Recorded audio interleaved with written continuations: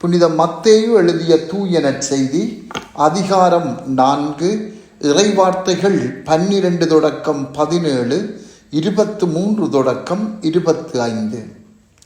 அக்காலத்தில் யோவான் கைது செய்யப்பட்டதை இயேசு கேள்விப்பட்டு கலிலேயாவுக்கு புறப்பட்டு சென்றார். அவர் நசரேத்தை விட்டு அகன்று செபுலோன், நப்தலி ஆகிய இடங்களின் எல்லையில் கடலோரமாய் அமைந்திருந்த கப்பர்நகூமுக்கு சென்று குடியிருந்தார். இறைவாக்கினர் எசாயா உரைத்த பின்வரும் வாக்கு இவ்வாறு நிறைவேறியது: செபுலோன் நாடே, நப்தலி நாடே, பெருங்கடல் வழி பகுதியே, யோர்தானுக்கு அப்பால் உள்ள நிலப்பரப்பே, பிற இனத்தவர் வாழும் கலிலேய பகுதியே, காரிருளில் இருந்த மக்கள் பேரொளியை கண்டார்கள். சாவின் நிழல் சூழ்ந்துள்ள நாட்டில் குடியிருப்போர் மேல் சுடரொளி உதித்துள்ளது. அது முதல் இயேசு, மனம் மாறுங்கள், ஏனெனில் விண்ணரசு நெருங்கி வந்துவிட்டது என பறைசாற்றத் தொடங்கினார். அவர் கலிலேய பகுதி முழுவதும் சுற்றி வந்தார். அவர்களுடைய தொழுகை கூடங்களில் கற்பித்து வந்தார். விண்ணரசு பற்றிய நற்செய்தியை பறைசாற்றினார். மக்களிடையே இருந்த நோய் நொடிகள் அனைத்தையும் குணமாக்கினார். அவரை பற்றிய பேச்சு சிரியா நாடு முழுவதும் பரவியது. பல்வேறு பிணிகளாலும் வார்த்தைகளாலும் வருந்திய நோயாளர், பேய் பிடித்தோர், மதிமயங்கியோர், முடக்குவாதமுற்றோர் ஆகிய அனைவரும் அவரிடம் அழைத்து வரப்பட்டனர். அவர் அவர்களை குணமாக்கினார். ஆகவே கலிலேயா, தெக்கப்பொலி, எருசலேம், யூதேயா, யோர்தானுக்கு அக்கறை பகுதி ஆகிய இடங்களில் இருந்து வந்த மக்கள் பெருந்திரளாய் அவரை பின்தொடர்ந்தனர். சிந்தனை: இயேசு நோயுற்றவர்களை குணப்படுத்தவும், பேய்களை ஓட்டவும், முடக்குவாதமுற்றவர்களை குணப்படுத்தவும் மற்றும் புதுமைகளையும் செய்ய தொடங்கியவுடன் அவரை பற்றிய செய்தி வேகமாக சுற்றுப்புறமெங்கும் பரவியது. இன்று செய்திகள் அல்லது சமூக வலைத்தளங்களில் பகிரப்படும் பதிவுகள் உடனடியாகவும் வலை அமைப்புகளில் பரந்த இடத்தையும் சென்றடைவது சாதாரணமான செயற்பாடாகும். ஆனால் இயேசுவின் காலத்தில் ஒரு செய்தி வைரலாவது என்பது மிகவும் வேறுபட்டதாயிருந்தது. வாய்மொழி பேச்சு ஆளுக்கு ஆள், ஊருக்கு ஊர் என கலாசார மொழி எல்லைகளை கடந்து சென்றது.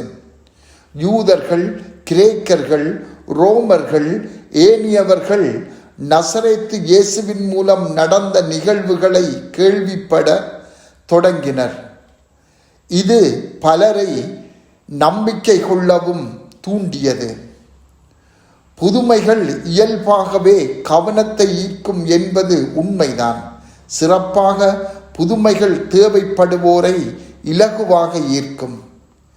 பலர் பொதுவாக ஆர்வத்தினாலோ அல்லது கவர்ச்சியினாலோ இயேசுவிடம் வந்திருக்கலாம். இந்த கதைகள் உண்மையாக இருக்குமா? அவரால் உண்மையாக நோயாளிகளை குணப்படுத்த முடியுமா? பார்வையற்றவர்களுக்கு பார்வை அளிப்பாரா? காது கேளாதவரை கேட்கச் செய்வாரா? இறந்தவர்களை கூட அவர் உயிர்ப்பிப்பாரா? துரதிர்ஷ்டவசமாக இன்று வைரலாகும் பெரும்பாலானவை அதிர்ச்சி ஊட்டுபவையாகவும் அவதூறு நிறைந்தவையாகவுமே உள்ளன. இவ்வாறான செய்திகள் பெரும்பாலும் விரைவாக பரவினாலும் அதே வேகத்தில் அவை மறைந்தும் விடுகின்றன. ஆனால் இயேசுவின் விடயத்தில் அவ்வாறு இல்லை. சிலர் இயேசுவின் புதுமைகளால் மட்டுமே அவரிடம் ஈர்க்கப்பட்டாலும் எண்ணற்ற மற்றவர்கள் இயேசுவால் முழுமையாக மாற்றப்பட்டனர். இதனால் இயேசுவின் நற்செய்தி மனித வரலாற்றில் மிகவும் பேசப்பட்டும் பெரும் தாக்கத்தை ஏற்படுத்தியும் வந்துள்ளது. வரலாற்றில் மிகவும் பரவலாக படிக்கப்பட்டு வெளியிடப்பட்ட புத்தகம் திருவிவிலியமாகும். மேலும் வேறு எந்த புத்தகத்தையும் விட அதிகமான மொழிகளில் மொழிபெயர்க்கப்பட்ட புத்தகமும் இதுவேயாகும். ஆயினும் கோடிக்கணக்கான மக்கள் இயேசுவை இன்னும் மீட்பராக அறியாதவர்களாக இருக்கின்றார்கள். இவர்கள் அதிர்ச்சியான, அவதூறுகள் நிறைந்த, தீவிரமான, ஆபாசமான செய்திகளால் தாக்கப்படுகின்றார்கள். தொடர்பாடல் இலகுவான இக்காலத்தில் உடனடியாக செய்திகள் தூர இடங்களை சென்றடையக்கூடிய இக்காலத்தில் திரு அவையின் மக்களாகிய நாங்கள் நற்செய்தி உலகின் கடை எல்லை வரை சென்றடைய செய்யக்கூடிய அனைத்தையும் செய்ய வேண்டும். இயேசு கிறிஸ்துவே ஒரே ஆண்டவர், ஒரே மெசியா என்று இன்னும் அறியாமல் இருக்கின்ற கோடிக்கணக்கான மக்களை பற்றி இன்று சிந்திப்போம். இது எமக்கு ஒரு பெரும் சவாலாக உள்ளது. இந்நிலையில் கிறிஸ்துவுக்கும் அவருடைய நற்செய்திக்கும் சேவை செய்ய செபத்தோடு எம்மை அர்ப்பணம் செய்ய முன்வருவோம். செபம்.